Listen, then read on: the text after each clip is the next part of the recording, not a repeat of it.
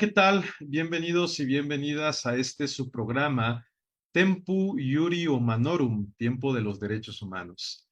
Mi nombre es José Juan Pérez Ramos, soy doctor en Derecho y en esta ocasión quisiera platicar con ustedes de un tema que en lo personal es uno de los temas más fascinantes que hay desde la teoría de los derechos humanos y la dogmática de los derechos fundamentales, que tiene que ver con el derecho al libre desarrollo de la personalidad. Para mí es uno de los temas más importantes debido a que toda sociedad que se precie ser democrática y más o menos justa tendría que poner en sus documentos constitutivos este derecho con todas las de la ley. Quisiera comenzar empezando el tema platicando acerca de su definición en sentido amplio. Primero tendríamos que considerar que los derechos, según Raúl Zaffaroni, este jurista argentino de talla internacional, son permisiones que te arroja el Estado para poder hacer o no hacer cierta situación. Lo pensemos de esta manera. Nosotros tenemos la posibilidad, que está legítimamente arrojada por parte del Estado, de poder levantarnos un día cualquiera y desplazarnos, ya sea a nuestro trabajo, a nuestras escuelas o a cualquier otra actividad que tengamos que realizar. Este es un derecho que tiene que ver con el derecho a la libertad de movimiento.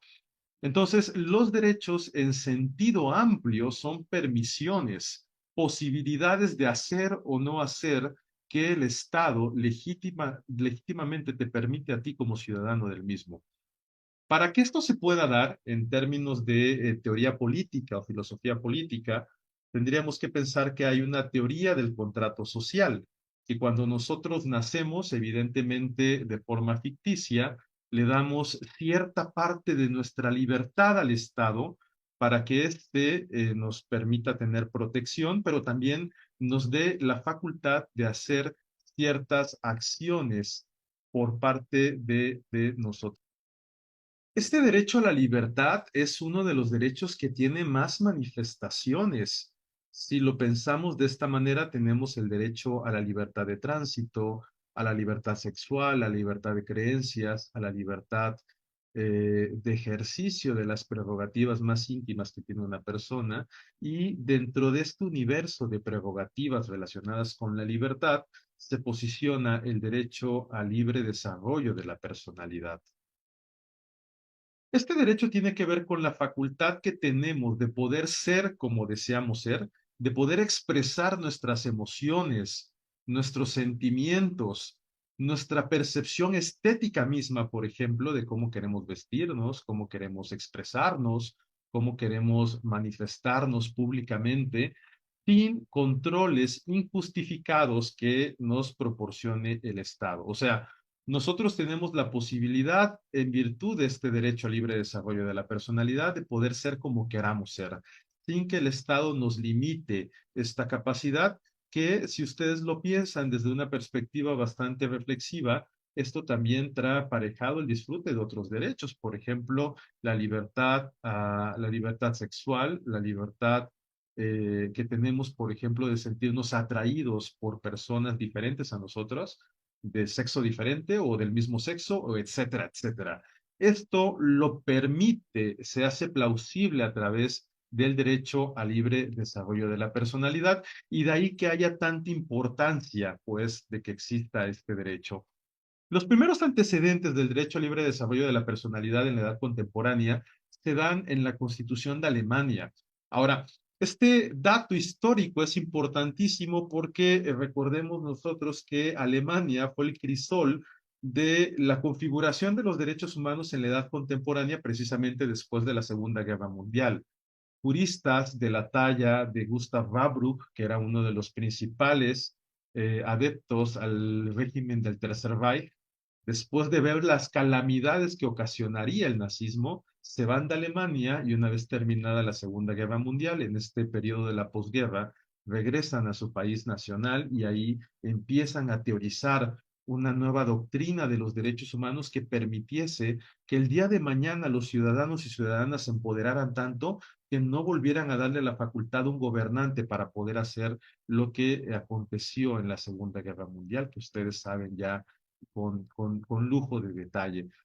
Pero es en la Constitución alemana que se expresa por primera vez en un documento internacional, en un documento de derecho puro y duro, que el derecho al libre desarrollo de la personalidad es la posibilidad que tienen las personas de poder desarrollar sus formas más íntimas de ser y de expresarlas públicamente sin que el Estado alemán, en este caso, tendría que coaccionar el debido desarrollo de esta prerrogativa. Lo leeré con palabras textuales de la siguiente manera. Según la Constitución Federal de Alemania, sancionada el 23 de mayo de 1949, en su numeral 2.1 establece lo siguiente: toda persona tiene el derecho al libre desarrollo de su personalidad. Ojo, que aquí la declaratoria es literal, no es por interpretación ni analogía, es literal. Toda persona tiene el derecho al libre desarrollo de su personalidad, siempre que no viole los derechos de otra ni atente contra el orden constitucional o la ley moral. De esa suerte vemos que la única condicionante en el sistema jurídico alemán, que es donde se gesta esta teoría moderna de los derechos humanos, es que las personas al ejercer su derecho al libre desarrollo de la personalidad no ataquen derechos de terceros ni el orden constitucional. Esto significa que usted puede ser lo que usted desee, se puede vestir de la manera que quiera, puede traer el cabello como le guste, siempre y cuando no afecte a otras personas, estaría ejerciendo debidamente y legítimamente su derecho al libre desarrollo de la personalidad. Ahora bien, en el sistema jurídico mexicano no es posible encontrar una definición literal, como sí lo es en el caso de Alemania, como lo hemos observado hasta hace unos momentos, pero podemos identificar este derecho a partir de la interpretación de otras prerrogativas también establecidas en la Carta Magna. Por ejemplo, el derecho a la dignidad humana, que está estatuido en el artículo primero constitucional, o el derecho a la no discriminación y otros correlativos, además de la jurisprudencia reiterada del máximo tribunal de México, que es la Suprema Corte de Justicia de la Nación, y que al respecto me gustaría leer lo que este tribunal constitucional establece por lo que debe de entenderse por el derecho al libre desarrollo de la personalidad, que lo hace en el guiso siguiente: de la dignidad humana como derecho fundamental superior reconocido por el orden jurídico mexicano, deriva, entre otros, el derecho personalísimo de todo individuo a elegir la forma libre y autónoma su proyecto de vida. Así, acorda la doctrina y jurisprudencia comparadas, tal derecho es el reconocimiento del Estado sobre la facultad natural de la persona a ser individualmente como quiere ser. Ojo con esta frase: se podría resumir el derecho al libre desarrollo de la personalidad como la facultad que tenemos todas las personas a ser como queramos ser, sin coacción ni controles injustificados, con el fin de cumplir las metas u objetivos que se ha fijado de acuerdo con sus valores, ideas, expectativas, gustos, etc. Por tanto, el libre desarrollo de la personalidad comprende, entre otras expresiones, gustos, expectativas, ideas, valores, etc. La libertad de contraer matrimonio, la de no hacerlo, la de procrear hijos y cuántos tenerlos, o bien decidir no tenerlos, el de escoger su apariencia personal, su profesión o actividad laboral, así como la libre opción sexual, en tanto que todos estos aspectos son parte de la forma en que una persona desea proyectarse y vivir su vida y que por tanto solo a ella corresponde decidir de forma autónoma. De tal manera que el derecho al libre desarrollo de la personalidad o el derecho a la autonomía permite que una persona pueda elegir su proyecto de vida sin influencias de nadie más. A nadie más le compete decidir qué va a ser de su vida profesional, qué va a ser de su vida amorosa, qué va a ser de la corriente estética que determine para sí mismo expresar su personalidad, si quiere ser rockero, si quiere ser rapero, si quieres ser punk, si quieres ser metalero, etcétera, etcétera. Y pensemos aún en un caso particular que es un tanto más problemático, y aquí es donde me gustaría problematizar y me gustaría que ustedes en la caja de comentarios de este video pudieran compartir sus opiniones. Una de las cosas que tengo personalmente es que me gusta hablar de temas que son un tanto delicados desde la perspectiva de que no se pueden decir o que son temas tabúes para la sociedad mexicana. Y a mí me gusta porque una de las cosas que nos permite la academia y la ciencia jurídica es precisamente hablar de estos temas frontera sin necesidad de tener estos tabúes que nos lo impidan. Quisiera platicarles entonces, ya que hemos entendido un poco de cómo funciona el derecho al libre desarrollo de la personalidad, platicarles acerca de si constitucionalmente o si legalmente, podríamos pensarlo de esta manera, la obligatoriedad, por ejemplo, de portar uniformes en las escuelas está legítimamente considerada o es un abuso y es una falta del respeto a este derecho al libre desarrollo de la personalidad. Desde mi perspectiva personal,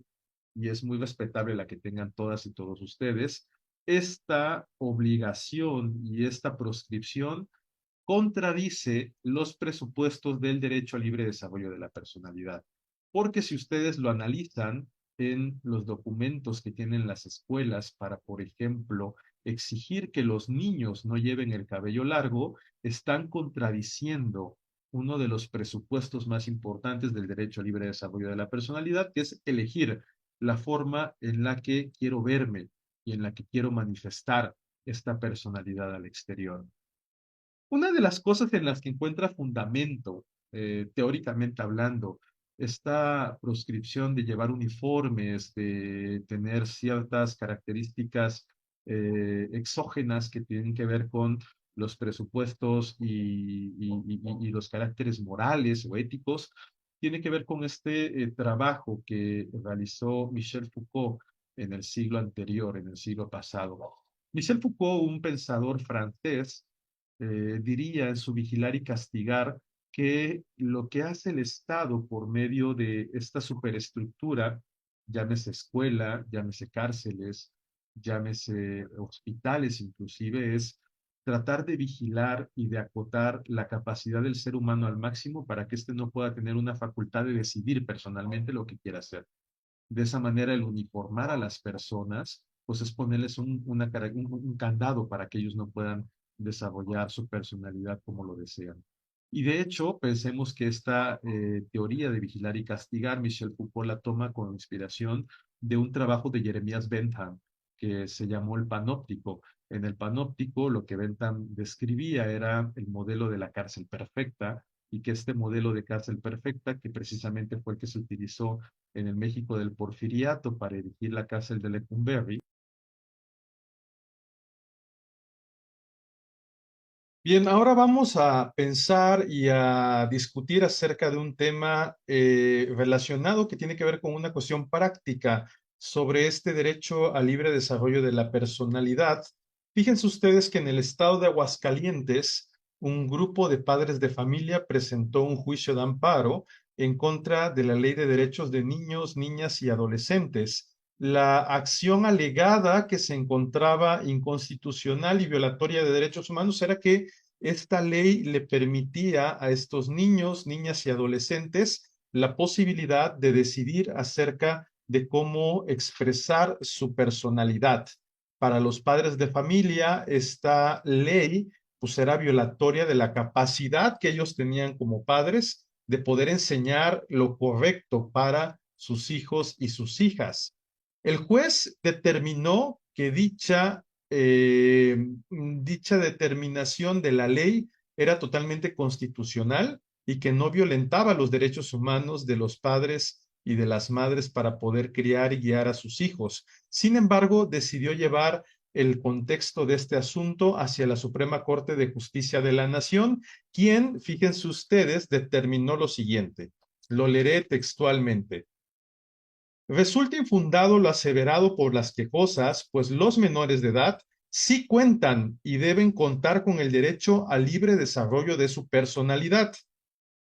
siendo que, como se ha precisado, tal desenvolvimiento de su ser y capacidades como persona no debe entenderse de manera aislada, como parte integrante e interdependiente del derecho a la educación, formación y enseñanza que tanto el Estado como los padres u otros cuidadores deben de brindar a los menores de edad en sus respectivas competencias a fin de que puedan desplegar sus dotes y aptitudes que les permitan llevar a cabo una vida plena y satisfactoria en el seno de la sociedad.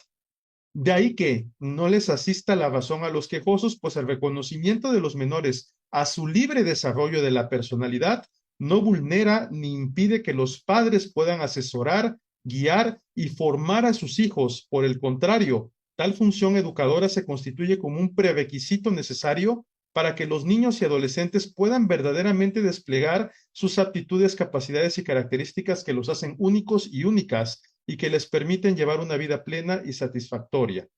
Vean cómo es importantísimo el poder entender en su sana dimensión el derecho al libre desarrollo de la personalidad.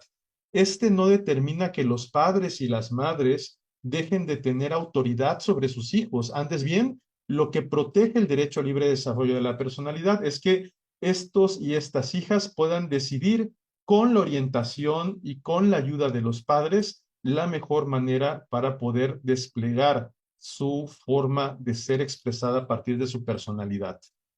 Bien, pues yo les agradezco muchísimo la oportunidad que me han dado de llegar a sus hogares, de llegar a sus tabletas, a sus dispositivos celulares y de escuchar esta disertación tan breve, tan